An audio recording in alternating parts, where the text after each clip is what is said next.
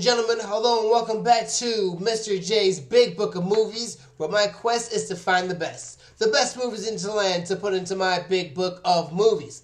What is the Big Book of Movies? The Big Book of Movies is a special collection of films I feel should be immortalized for what they are. What does it take to get into the Big Book? That's what we do here every Saturday to find out. Well, everyone, it is our season finale for season 1. Yes. And I owe you guys 2 episodes. Yes, we had some conflict issues last week, so I'm giving you a double header this week. I'm going to be looking at a film that I used to love as a kid. I mean, it's adorable, and I still feel it's adorable today. And its sequel, which I've never seen until now. So without further ado, let's start off this double header with My Girl. My Girl was released on November 27th, 1991. It was directed by Howard Zieff. IMDb states that a young girl on the threshold of her teens finds her life turning upside down when she is accompanied by an unlikely friend. Now, I read this a couple of times and I'm still trying to figure out what the unlikely friend is. I don't think the unlikely friend is Thomas J because they were friends before the events of this film. So that knocks him out. Then I was thinking of Shelley, and I'm not quite sure if that's the unlikely friend, but I think the unlikely friend, and correct me if I'm wrong, so I think her period.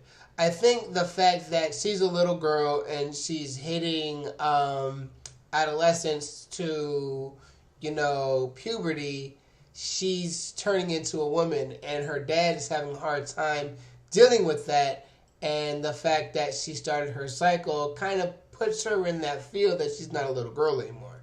Well, that's my synopsis of it. As far as the synopsis go, I don't have a problem with it, so let's get down to business. Starting at the top, I give My Girl the rewatch factor of a 3. A perfect TV movie. Not a lot of stuff happens in this movie, so there's not a lot of stuff to pay attention to. So whether it's edited for time or whatever reasons, I don't think a lot will be edited out of this movie that you won't be able to enjoy. So I definitely give the rewatch factor for this film a 3. Next up, we have storyline. A tomboy turning into a girl. The end. That's the story. That's what we're dealing with.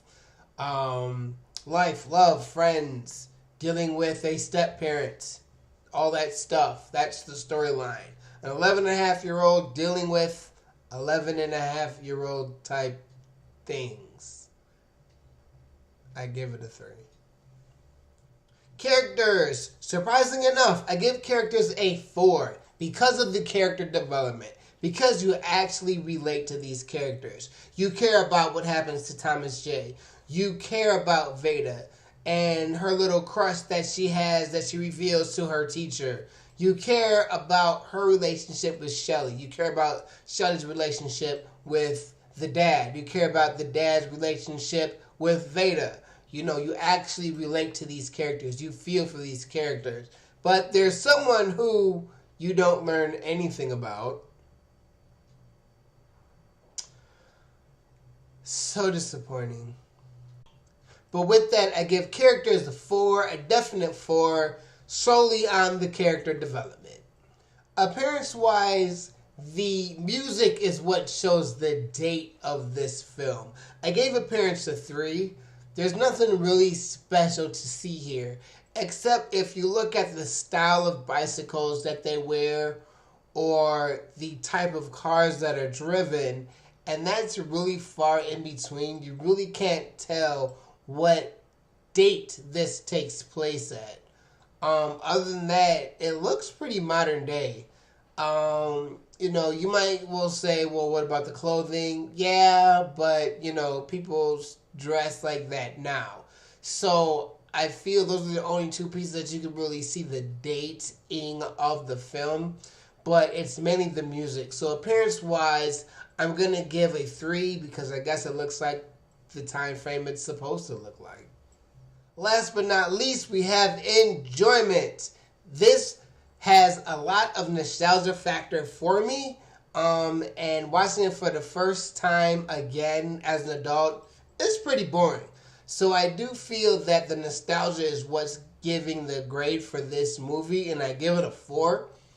But if I've never seen this movie before, I can't say that I would give this movie a 4 as well. But because of the nostalgia factor, because growing up and watching this movie, and that damn bee scene, I have to give enjoyment a 4. Alright, with all that being said, what we're going to do is we're going to look at the 5 categories, because the 5 categories equal a score, and that score equals a grade. Starting at the top, we have the rewatch factor being a 3. We have the storyline being a 3. We have the characters being a 4. We have the appearance being a 3. And we have enjoyment being a 4. Altogether, that equals a total of a 17. And that 17 equals the B. Was this an A movie? No. Was this a C movie? No. Was this a B movie? You're damn right.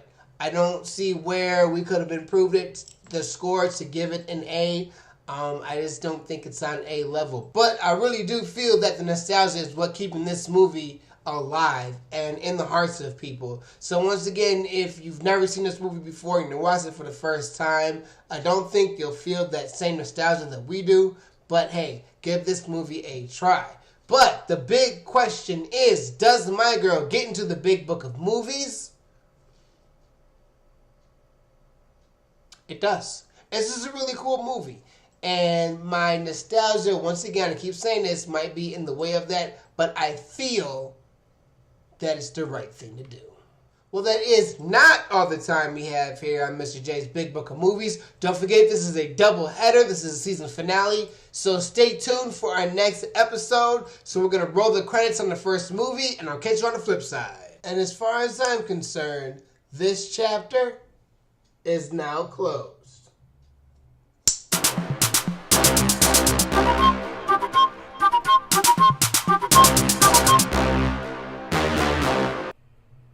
Before we begin part 2, let's not forget Eye for an Eye with Mr. J. The EYE Awards is going on now. The ballot was leaked early before the announcement show. So go ahead in the description of this show. You can go ahead and vote, support the podcast. That is Eye for an Eye with Mr. J. Mr. J is myself, so I'd appreciate the support.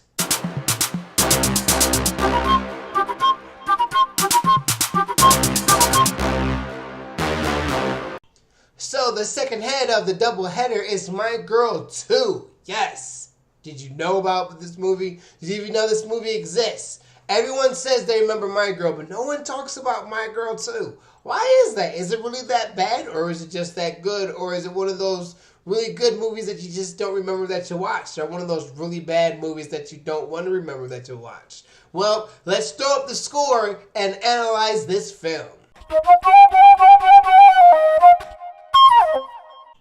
My Girl 2 was released February 11th, 1994. It was also directed by Howard Zieff. IMDb states that Veda, I'm not going to pronounce her last name, must go to LA to stay with her Uncle Phil to do some research on her mother's life, but finds much more. That's half of what happened. She must go. She chooses to go. And that's one thing that's weird. She goes for 5 days in the middle of her school year. So it's not like a science project, or a summer project that she's doing. Like, she's in school. That's really weird. So I'm surprised that her dad, quote unquote, let her go, because obviously she snuck out. So anyways, as far as the premise goes, I would say something like Veda chooses to go to LA to find out the roots of her mother for an English project she's writing. This was a very basic movie, so I don't see how that would be a bad thing. Starting at the top with the rewatch factor, this movie gets a big, giant, fat 1. One and done. After you watch this movie, you're just going to be like, what the fuck did I just watch? This is a pretty terrible movie. It's not bad at the fact that it's not good. It's bad at the fact that this movie fucking sucks. So there's no redeeming factor about this movie. I mean, it takes place literally a year and a half after the original film. Veda is 11 and a half in the first movie. Now she's 13. Yeah, not much has happened except the fact that her dad and stepmom porked and they're having a baby. All right, the end. Let's get on to the next topic. Storyline, I give a 2. This movie is very misleading. You see that guy there with Veda? You know, you think that's her little boyfriend thing going on there? That's her cousin. And that's gross. And they even have a discussion saying that, hey, if my uncle marries your mom, we're going to be cousins. Yeah, so what's up with this right there? They kissed. That's gross. Gross, gross, gross, gross. And it's not like when you're like 4 or 5 and like you learn to like kiss people goodbye. No, like you got a Woody after that because you're all smiling when they're leaving the airport. That's gross. You're 13 and maybe you're 14. I don't know. Old enough to like girls. So you're obviously not younger than her. So you're definitely older than her. That's gross. You know what? Forget it. I'm going to take that back and I'm going to give storyline a 1 because that's gross. And I don't care whose book you're reading out of. That's gross. Characters gets a 2. You don't give a fuck about these people. You already know who they are. You already know who Veda is. The dad. Shelly. You introduced to a new family, the uncle, but he's in the movie so little because the point is that we're looking for history of the mom. And because the uncle knows nothing, I'm assuming that that's the brother of the dad and not the brother of the mom. So I feel that's where the uncleness comes from. Other than that, you don't give a fuck about anyone. You don't give a fuck about this little asshole here. You don't give a fuck about this heifer here. But I mean, you don't care about these people. The character development is a 0. No one changed from the beginning of the movie to the end of the movie. Only thing that changes is this little dweeb here thinks incest is cool. So, no. As far as characters, it gets a 2. Next in line, we have Appearance. Appearance gets a 3. It looks like an average movie. They showed a picture of Richard Nixon, so it kind of goes with the time frame that it's supposed to. Finally, we have Enjoyment. You know, this movie would have been a lot more enjoyable if it wasn't for this dude here.